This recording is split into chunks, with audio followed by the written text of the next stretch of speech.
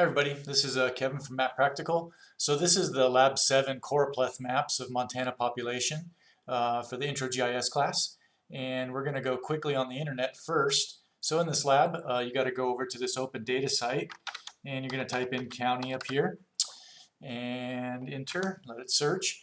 And we're going to grab a population for the counties of Montana for 2010 and for 1980 down here. So we will have a 30-year span in changing population. So you just click on the 2010, and then under this drop down, you just grab the shapefile and then just download it. It'll be zipped to your raw data folder. Once you're done with that, you're going to go back and grab the 1980 census population for the counties and then download that shapefile. But this older data has a strange thing where it's just coded values on the top of the attribute columns. And so you need to look at the metadata. So we're going to go to metadata right here, and that'll take you over to this site. And then once you're here, you got to go back down to county. When you click on county, it'll open up the metadata. And we'll scroll down a little bit. So here are all the fields in the attribute column. And it turns out that this one right here, so AVO AA 1980, represents the total population. And that's really the only data we need out of there, but you do need to know what that code is. Great. All right. So then you're done with getting your data. I already downloaded it and unzipped it. And so here we are in our catalog. So I have a nice folder for my Intro GIS Lab 7 and then raw data folder. And I got two pieces of data in there. The 2010 doesn't tell you the year, but the other one's 1980, so that's all it could be. And if we take a look, it'll be all the counties in Montana. It's always a good idea to look at your properties. And it's WGS 84. It's in a coordinate system, right? And then take a look at your other one as well. So there's 1980. Look at its properties. It's also in WGS 84, right? Geographic Coordinate System. So in our Lab 7 folder, we're just going to make a new file Geodatabase. And we're going to call this Lab 7. And there you go. And then since we're mapping in the United States, we're going to go with NAT83. So inside of our Geodatabase, I'm going to go down to New and then Feature Data Set. And this is going to be our Montana data. Notice no spaces, always underscores. Next. And we're going to go under Geographic Coordinate Systems, down to North America, down to USA and Territories, and just go with plain old NAT83. And that way, these things will be converted to NAT83. And we'll just use the defaults for the rest. And it'll build it up. So there's our Montana data, feature data set. I'll right click on that and say import, but I'm going to do single because that'll allow me to rename them. So, going. And I'll take a look at the instructions while I'm looking over here. All right, looking good. Okay, cool. Just move this out of the way. Drag and drop is always nice, right? So this is going to be census 2010. Don't ever start your names with numbers. You always want to start with the alpha. And then load that in. So that's just taking a shapefile and putting it into a feature data set, and it's going to convert it to NAT83. So we've got that moving. That's great. And are we finished?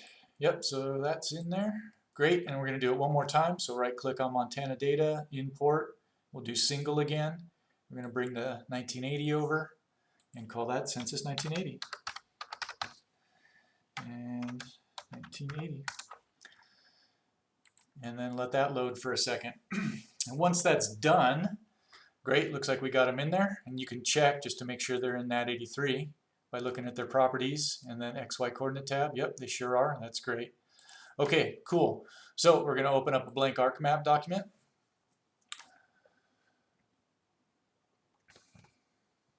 And while ArcMap opens, I can probably get rid of our catalog. Sometimes you get a schema lock between the two pieces of software, so it's always a good idea to close our catalog when you're done with it. Let me drag this guy up. It's going to make me do it over here. So I'm going to go to My Templates, Blank Map, and then I'm going to set the default Geodatabase to be the one I just created. So sorry you can't see this, but it won't let me move it until I finish these. Finish getting these things set up. So just one second. I'll be right there. Oh, there we go. workspace, and intro GIS, lab 7, Geodatabase. Super, super. All right, so now I got a blank ArcMap document, and I'll bring this over. I'm going to close our catalog and make this full size. Great.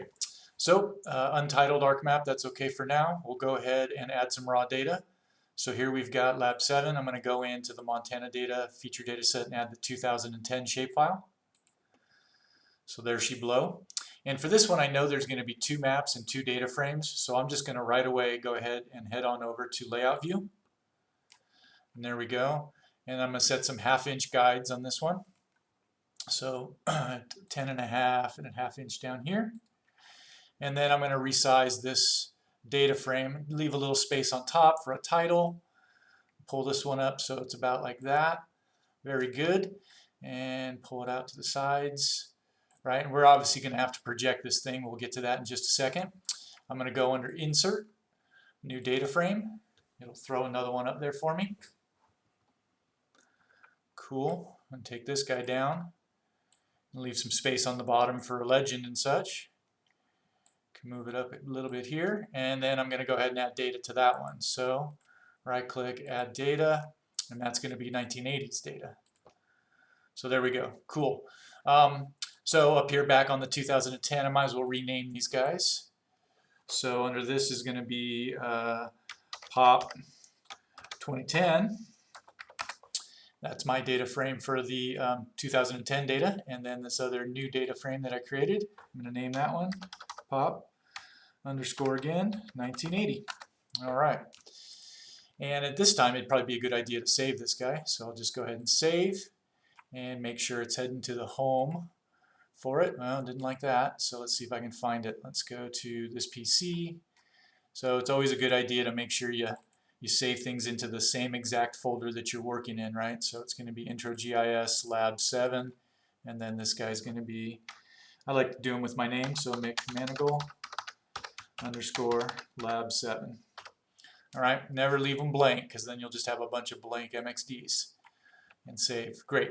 All right, so now for this 2010, we got to figure out what the center of the state is because we're gonna change a few things in here. So it looks like -109 is about the middle of the state as far as longitude goes.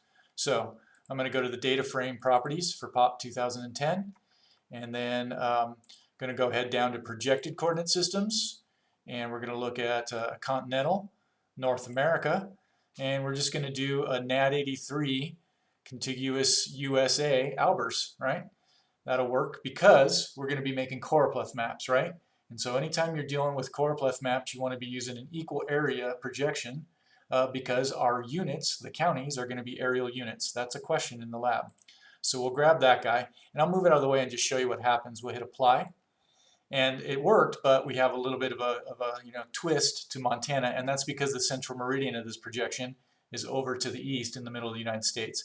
So we're just going to right-click on it and say copy and modify, and then we're going to modify this central meridian just to straighten out the state. So it's -109, all right? And then I always like to go up here and add the word mod so that I know that I've modified it. And we'll say OK. And then this custom projection, I'll go ahead and add it to my favorites so it's easy to find. And when I hit apply, there we go. We've straightened out Montana. Very cool. Now I'll right click on this guy and say zoom to layer, and now 2010 is set up. All right, let's do the same thing for 1980. We don't have to redo all that stuff because we saved it in favorites, so we're just going to grab our modded Albers and say OK, and away we go. And we'll right click on that guy and say zoom to layer as well. All right, so there we go. We've got 2 versions of Montana, one from 2010 and one from 1980. All right, so let's go to the 2010 symbology tab. All right, let me just make sure I'm not jumping ahead or skipping anything. Cool. All right, so what we're making is a Choropleth map, and if you look under quantities and then graduated colors, that is the Choropleth mapping tool, and we're going to choose population total. And so this went ahead and broke it up into 5 class in Jenks natural breaks, and watch what happens when I hit apply. So there we go. The problem is you're never supposed to use raw numbers when you're mapping with the Choropleth technique, because humans have a real hard time differentiating between large counties and small counties, even if the color scheme is set to something like red equals more. So we're supposed to normalize this at all times, right? We should never leave it like that.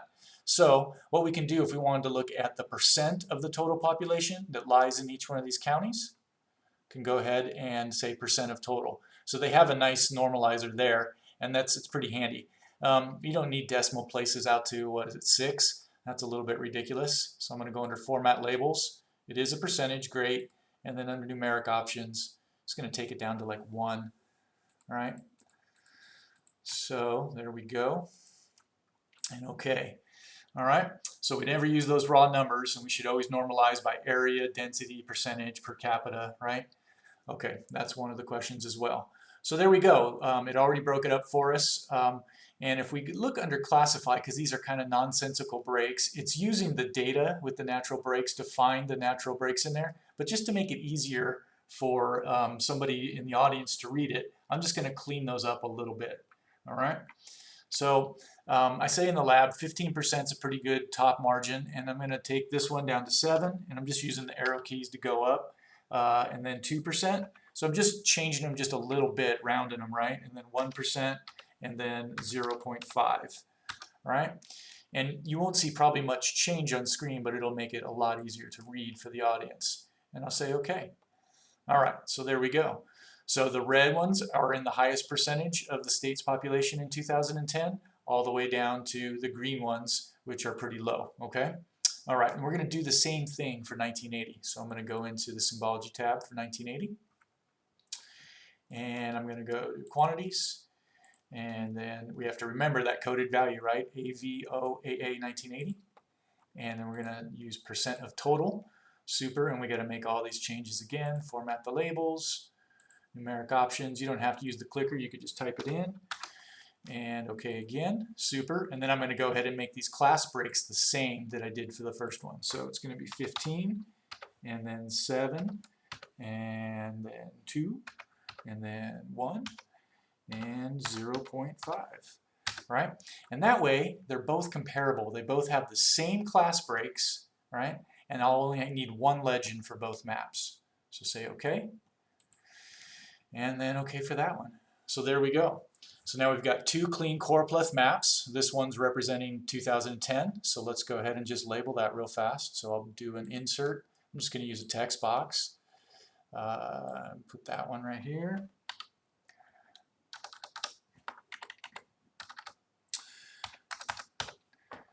Oops, did I do 2001? There we go. Great. What's going on? There we go. All right. It's always tiny when you start out, but I can always right click and go to Properties, and then I'll be able to change the size under Change Symbol. Arial is not a great font. Uh-oh, we moved it over here. Hold on one second. I'll be right back. Yeah, there we go. Okay. It's always the default. If you want to make your maps better, just change the font. Let's try something nice and clean like a Times. Yes, Times Europa, more Times New Roman, Times LTSD, great, and then make it a little bigger. Let's try like 14 and see what we get. And, oops, okay. Did it work? Didn't seem to make it any bigger. Let's try again. Properties. Huh. Well, you know, Arc does these type of things, right? So, Times again. Probably didn't actually click on it properly to get it in there. And we'll just bold it just to make it stand out. And I'll hit OK. Great. And OK. There we go. So that's our 2010. And I can just right click and copy that guy and right click and paste. So I've got it down here. And I can go and make this one 1980. Super simple. Great. All right. So the next question in there is the ideal number of classes. So it automatically gave us 5 under the natural breaks, and 5 is good. I would say ideally we want somewhere between 4 and 6, or sometimes 7. You know, under that it does make a very appealing map, and over that it makes it hard for the audience to distinguish between the different ones, right? So between 1980, right, and 2010, which 2 counties changed and moved up into the highest population by percentage? Well, it turns out, if we get our little identify tool, you can see it's the ones that went red. So this one is red in 2010, but it's orange in 1980. So when we click on that, that was Flathead County. Great, so that's one of them. And then what's another one that went red? Oh, it looks like this guy down here. So if I click on this one, that is Gallatin County. So that's one of the answers as well. So the two counties that changed between the 2 years. All right, very good. Okay, to make them both map up nice like that, we have to change it up. Cool. So now we just need to add like a descriptive title up here. Oops, don't need that. Let's go back to our arrow. And I'm going to insert and title. And usually I don't use the dynamic title, but we'll just move it along. So Montana's changing population. Hopefully I don't have any misspellings in there that'll last in the video forever. Great, and we'll throw that up high. Cool. And then we need to throw a legend on this guy. So you have to choose one of the data frames, but it doesn't matter because both of them have the same exact class breaks. So I'll go ahead and insert dynamic, and oh, no, excuse me, not dynamic, legend.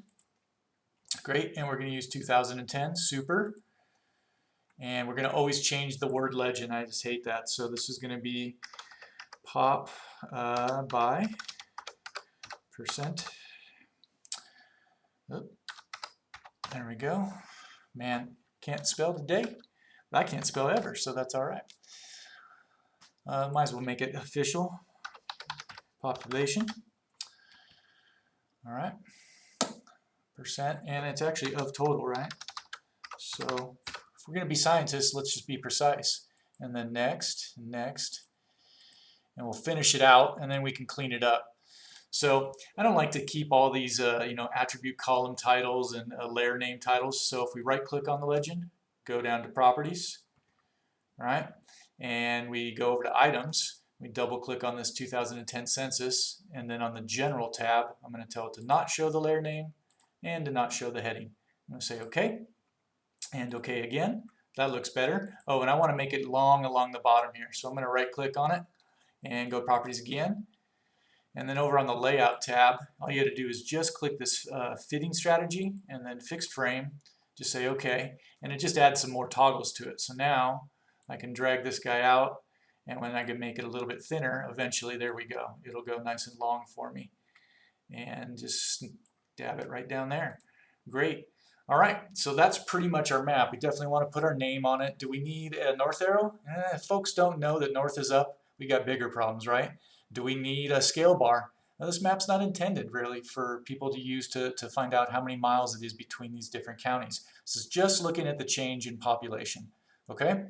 All right, and then it's a good idea to always save.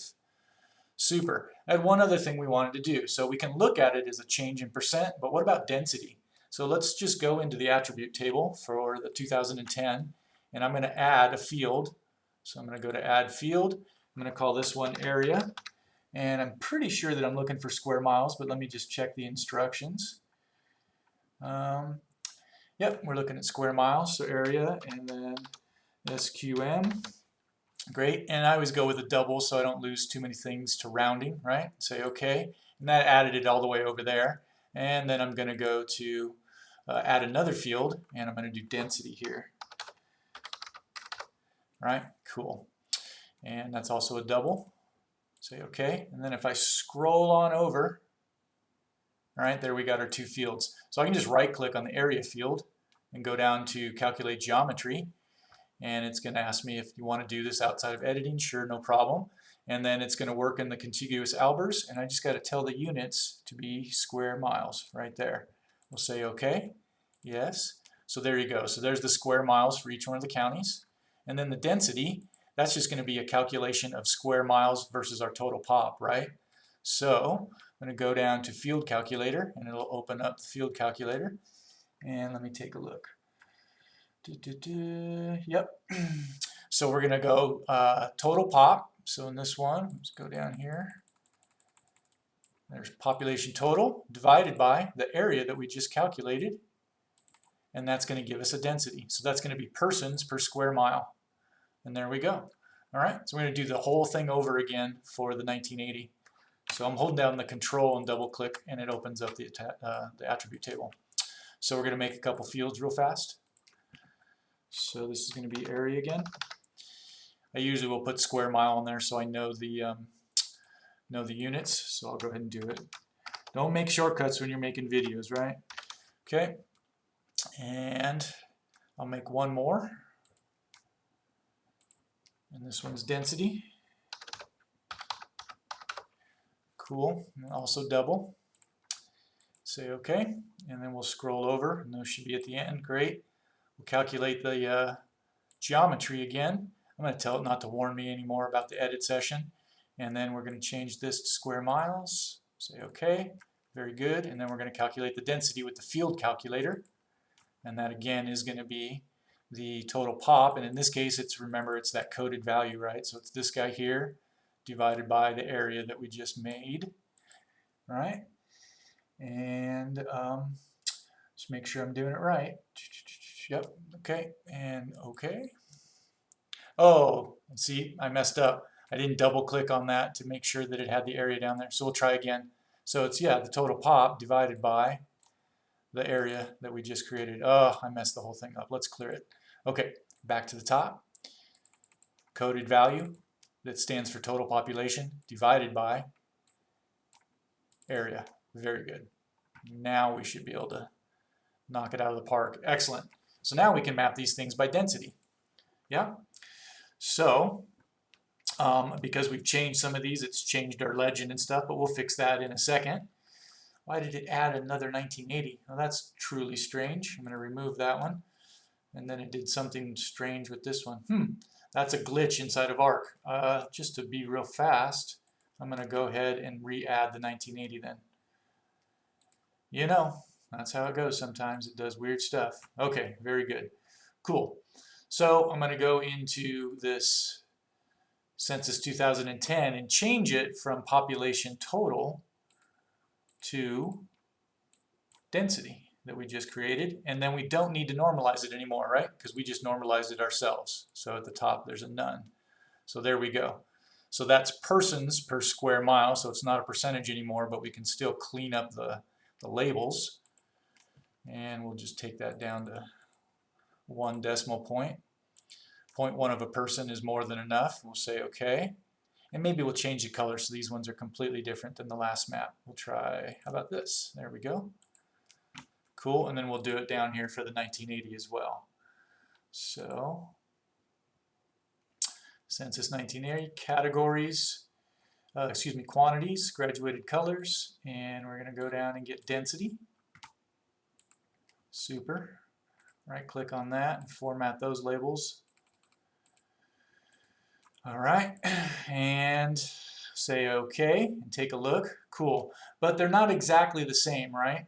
So you want to look at what your highest value is and your lowest value. So it'll let you put a value that's higher, but it won't let you put a value that's lower. So we're going to take a look at the one with the lowest value, and again, it's the 2010.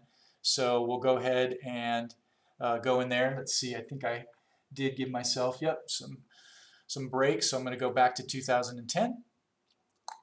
And I'm going to go under classify. We're going to stick with natural breaks. That's fine. And we're going to change this. It's up to 55. So we're going to make this one 60. And we're going to make the next one 40 and 20 and 10 and 5. Great. And say OK. And OK again. And we'll do the same to 1980 so that they're directly comparable, right? So we'll go in here, and this one's going to be 60, right? And 40, and 20, and 10, and 5. Oh, I see. I needed to add another class. Did I do that right? 1, 2, 3, 4, 5, 6. Yeah, so I only have 5. So what I'm going to do is I'm going to right-click here and insert a break. Great, and so I need to make, let's see, where did it put it? So we'll start all over again. So we'll do 60, and then this one should be 40, this one should be 20, this one should be 10, this should be 5, and then 2. That should make the map look better, and we'll have to go back and fix 2010. Very good. Or maybe if we get lucky, we can just import it. Let's see if that works. So you can go back to 2010 and then do import and tell it we're going to import it from 1980 and see if it likes it. Density is what the field we want to import it from. Yeah, it worked. Great. So now we got 6 classes in both. Very good. And then it fixed them right there. We do need to change our percent but total, right? So this is not that anymore. We're just going to change the title in the legend. So this is going to be population by persons.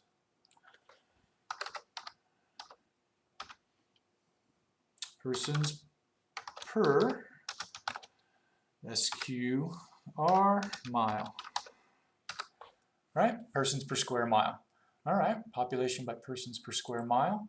And there we have it. So Montana's changing population 2010 to 1980. All right? So looking at the maps of population density between 1980 and 2010, which county grew to be included in the higher class? And there's only one. If we do the identify tool again, that's good old Missoula County, right? Where the University of Montana is. So that's the answer for that one. And let's see, what else do we have? There's one strange thing though. There's a missing polygon between 2010 and 1980. Can anybody see it? Turns out it's this guy right down here. And if I click on it, oops, if I get a little bit lower, there you go. It's Yellowstone National Park. So Yellowstone isn't a county, but it's part of Montana. A little sliver of it is there. The rest is in Wyoming. But they just cut that out in 2010. So, what's going on with, we missed a whole county here, Garfield, a couple of them, because their density must be different. So 0.28, oh, yeah, I got to make my density end a little bit lower there on that one. So, what is it? It's a negative. All right. So, go to my, it should still show though. Oh, I think I know what happened. All right, so I'm going to reclassify this guy. It has to go all the way down. So 60, fine, 2, and this one's going to be 1 and enter, and then I'm going to go back and make it 2 and see if that fixes it.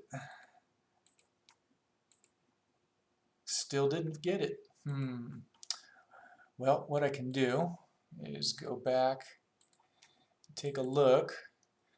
When I go in that classify, it gives me the ability to look at the high and low values. So the minimum value is 0.2 and the maximum value is 0.559. So it's fine on the top. Oh, I think I see what's going on.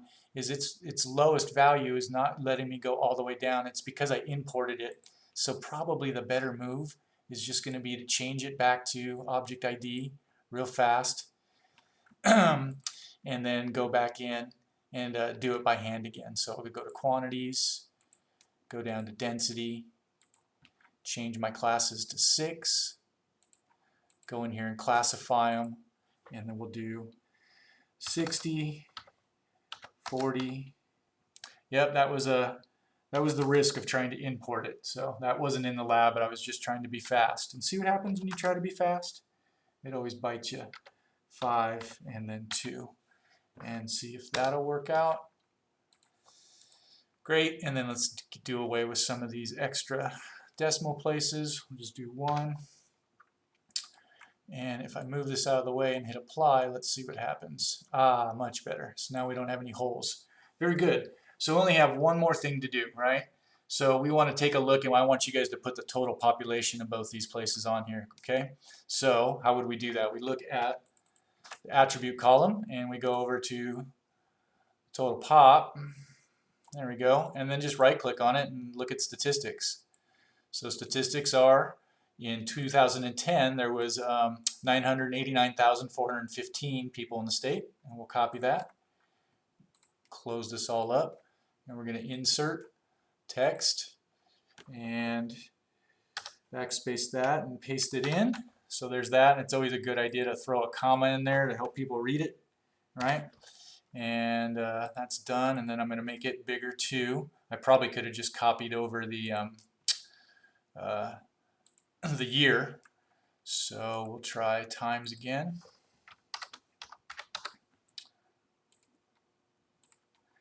And we'll make this 16.